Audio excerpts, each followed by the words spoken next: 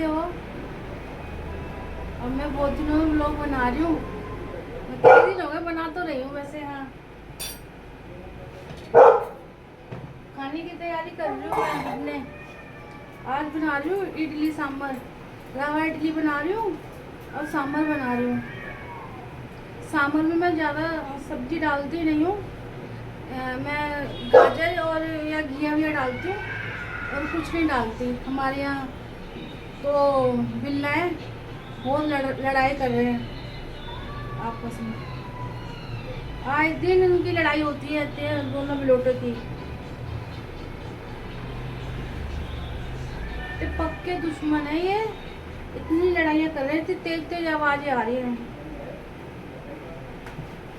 और दोनों ने एक दूसरे की शक्ल बिगाड़ रखी है, मार मार हाथों पे का करके। लेकिन फिर भी ये अपना रास्ता नहीं बदल रहे। बहुत देर में जाके कोई इनको भगाएगा ना, जब ये इनकी लड़ाई शांत होगी। ये तो शांत ही नहीं होती, भागती ही रहते हैं। अभी आती हूँ मैं, अपना पानी लेकर आती हूँ थोड़ा सा मर्जर में से। मैं ना अपना पानी जो इस्तेमाल करने वाला होता है ना किचन में, वो पल्ले कमरे में रखती हूँ, मर्जर पे बोतल लगाती हूँ। क्योंकि यहाँ मेरा स्पेस कम है, रसोई बहुत छोटी है ना, तो इसलिए पानी और आटे का ड्रम मैं अपने दूसरे कमरे में रखती हूँ। और आटा इसलिए यहाँ नहीं रखती, इसमें चींटियाँ हो जाती हैं आटे में। हमारे अब गर्मी का टाइम है ना, तो आटे में चींटियाँ पड़ जाती हैं। पलोथन में पैर रख ली थी, देखा तो पलोथन में भी चींटियाँ लग गई थी। फिर मैंने वो सारा आटा मैंने बाहर डाला। पलोथन के लिए मैंने एक डब्बा बना रखा, उसमें पलोथन रखती हूँ।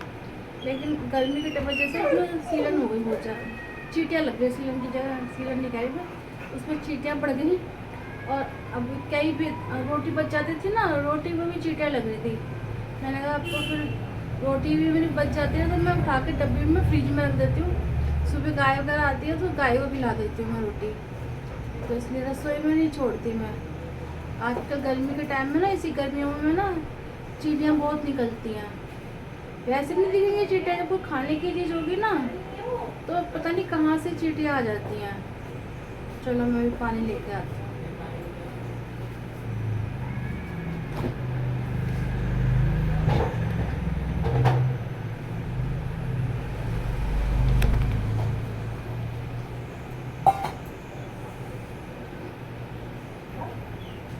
डाल दिया थोड़ा सा ना पानी कम था सूजी में। अरे कर नहीं हो,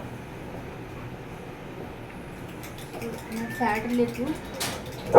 मेरे तो मोबाइल रखने की कहीं जगह नहीं है, इसलिए मैं फ्रिज के ऊपर मोबाइल रखती हूँ अपना, तो सही से दिखा नहीं पाती हूँ मैं। तेरी साइड के पास लेके कर करण का मजा बाबू शायद करण नहीं है, अभी ऊपर से आएगा। करण नहीं है वो, करण छत पे आवा है। ऊपर है करण, ऊपर से ऊपर ऊपर ऊपर आना, ऊपर है। निक्कू हमारी बाहर उसकी शक्ल का एक लड़का खड़ा हुआ है ना, हमारे ऊपर रेंट पे रहते हैं, तो वो करण जैसे ही दिखता है। मतलब शक्ल दुख लगे लेकिन हाइट और हेल्थ वगैरह ना उसकी सेम मिलती है। तो हमारी निक्कू ना उस बाहर उसको समझ रही करण कि करण खड़ा है, करण का दोस्त खड़ा है। इस वजह से वो उसको बाहर जाने की पड़ रही है, बहुत जिद्दी है और कह रही मुझे बाहर लेके चलो।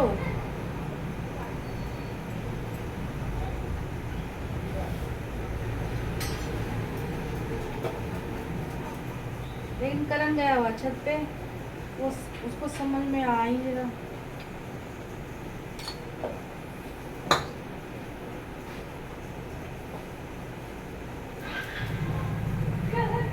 मैं रवा इडली में दही से सूजी को घोलती हूँ, मतलब घोलती नहीं, काफ़ी जो 20 रुपये का पैकेट आता है ना उससे है।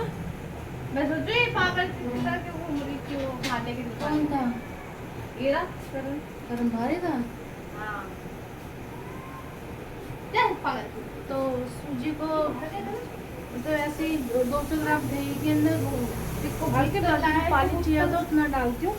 इसमें मैं राई का तड़का दे देती हूँ, राई तेल में गर्म करके राई का तड़का बना के आजा तेल को जब ठंडा हो जाता है ना तभी डालती हूँ, ऐसे गरम गरम नहीं आजा भाई डालती की हूँ बड़ी ना। हो गई।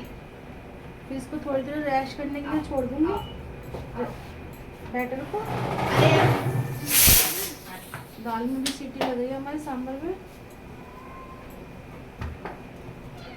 मैं पड़ता ही तो पंखे में आ जाता है। बंद कर फिर, उड़ रहा है तो वो उड़ेगा वो।